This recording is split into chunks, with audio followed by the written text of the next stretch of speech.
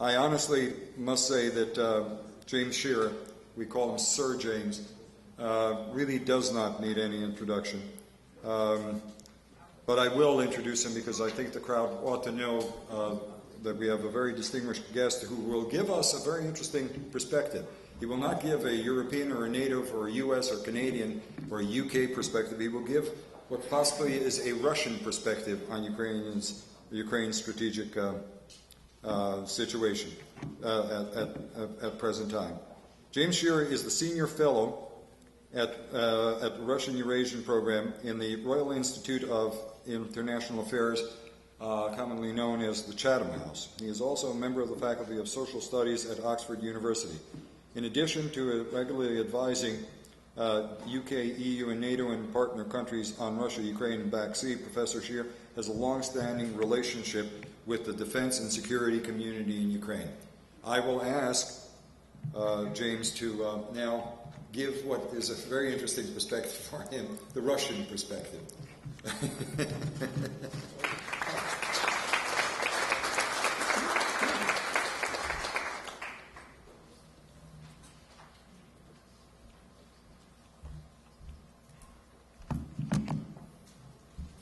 Thank you very much, Walter. Although you and I have a long and privileged relationship dating 15 years, I never take it for granted when you invite me to a conference. I am always honored. I am particularly honored today for the first time to have the opportunity to acquaint myself with the Hromada, the Ukrainian community in Chicago, to see once again Boris Potapenko from Toronto, and to be amongst you all. Walter, there's one thing you did not say in your introduction. You did not say that I am a Russian. And that puts me in an odd and maybe invidious position.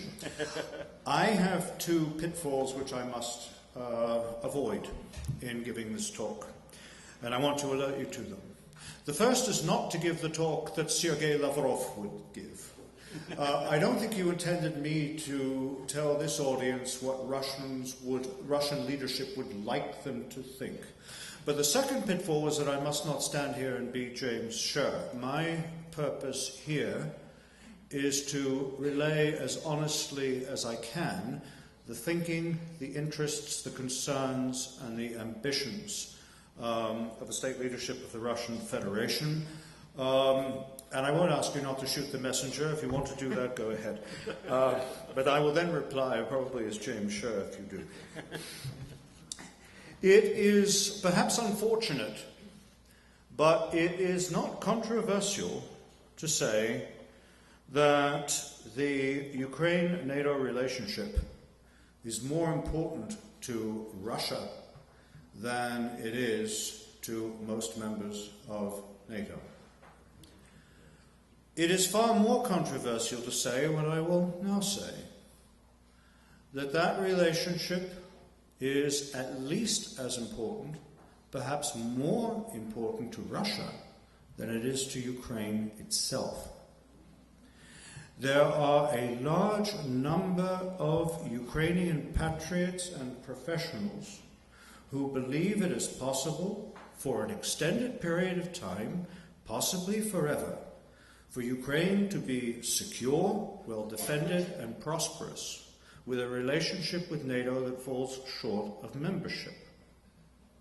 There is no one of consequence in Russia who believes that Ukraine's membership of NATO would not be a significant threat to Russia. And whether we like this reality or not, it is reality. Let me explain why. We are looking here at three factors that come together.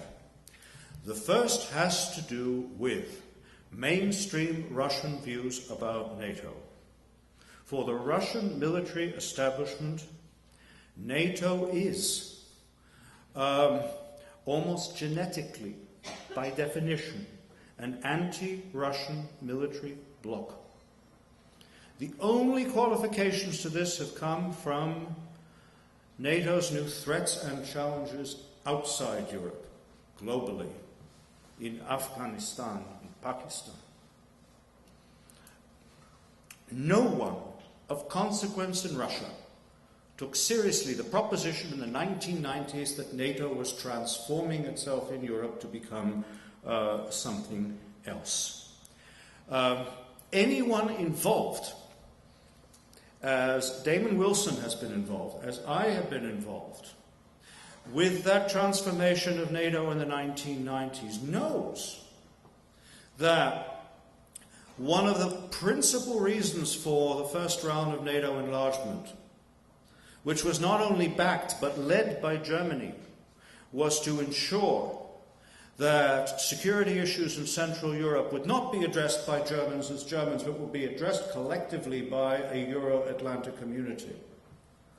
Everyone knows that another purpose of it was to maintain the institutionalized engagement of the United States in the affairs of Europe.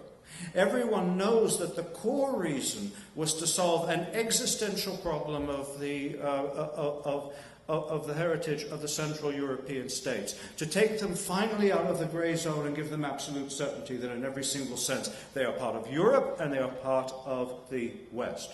No matter how this point has been expressed in Russia, only handfuls of people will understand and be prepared to concede it. And that's where we still are. That's point one. Second point about Ukraine itself. There are a large number of Russian liberals, I would dare say the majority of thinking Russian liberals, people who abominate the Putin system, who will say what one of my friends very publicly said. Ukraine is part of my identity as a Russian. Ukraine is for Russians fundamentally an identity issue. Any Russian government we would wish to see, that we could dream about, would quite legitimately want there to be friendly relations between Russia and Ukraine and Russia and its other neighbors. That is not only a legitimate but an essential national interest. And there is nothing wrong with friendly relations between Ukraine and Russia. The problem with the Russian dispensation we face today and have faced for 20 years is that the insistence and the requirement is not simply for дружеские отношения, but братские отношения, brotherly relations. And that means something very different. And that has always meant subservience. It has always implied a right to be a leading factor not only in external affairs but in internal policy and have a privileged role inside key institutions, including institutions of defense and security. And all of this has been strengthened by a major current of Russian policy, which is commonly today called the civilizational or humanitarian dimension. By President Putin's very well-articulated discussion of what the Russian nation means, what Ruski mir means, in a seminal article of his, Россия национальный вопрос, one which reflects a large degree of historical reality, but has major implications for those who Russia permissively describes as compatriots in other countries. This conception of Ukraine is also part of what I would suggest is an unarticulated, broader, overarching view and objective of Russian policy generally. And let me put it in the following way. Let me put the obverse of it first. I don't think it would be controversial in this room if I said the overarching objective of US foreign policy is to maintain a global environment hospitable to the values of liberal democracy. Russia's overarching objective is, I would not say the opposite, but the obverse of this. To create an international environment conducive to the maintenance and prolongation of its system of governance at home, including its security and economic model. Ukraine's orientation is a fundamental internal interest of Russia, not just an external interest of Russia.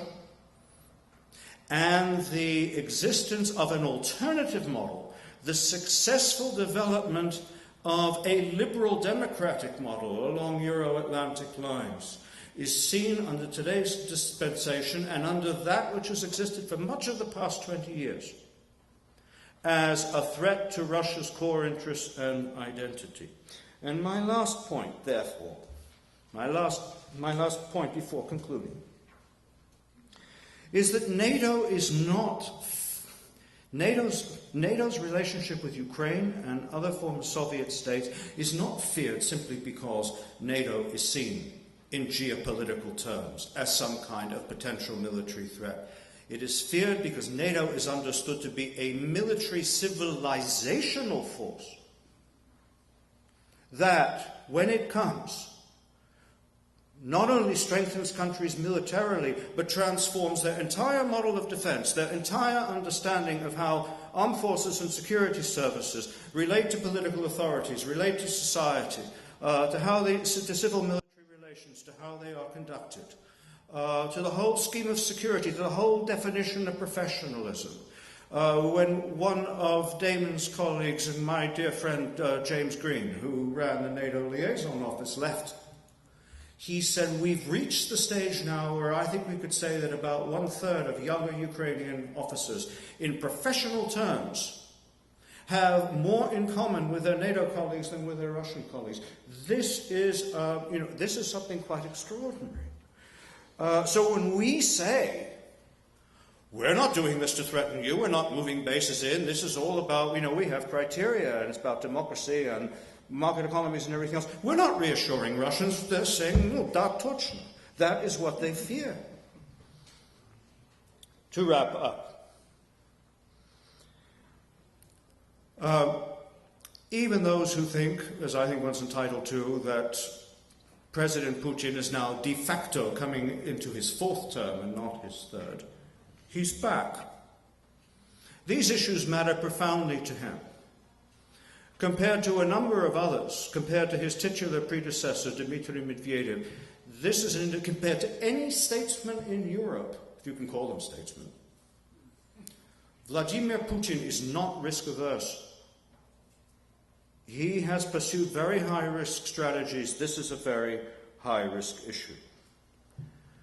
It's a very dangerous issue now because we're at a point where Russia feels in its near abroad, in its immediate neighborhood, very strong. This is because the financial crisis, which has not helped Russia economically at all, it's been very damaging, has in political and psychological terms been an enormous boost to Russia. And obviously also, for the other reasons we've discussed today, the evident incapacity of Ukraine itself to address these serious issues. That makes Russia today very strong. But he is also aware that Russia is threatened. The threat can be seen in urban centres. This has come as a shock to them. They have not expected this. The threat can be seen in global energy markets. No one in Russia anticipated the shale gas revolution. They're pursuing a reactive policy. They're pursuing it in their usual way, very aggressively, very adroitly, very obliquely, and very well. But all they are doing by this is delaying something which is going to happen. We are looking at Russian assets, strategic assets, which are diminishing. And what Russia is extremely good at is prolonging the life of outmoded thinking and practice. It is very, very bad at changing it. That's what we're looking at. When you put this combination together, when an ambitious power like Russia faces this combination of strength today and long to mid-term worry, you're looking at something very dangerous. And this is why I said, and will repeat, that I think Putin's expectation over the next few years is to reach closure with Ukraine. And that is really why it's so disturbing that this issue is not a subject of discussion in Chicago today. Thank you very much.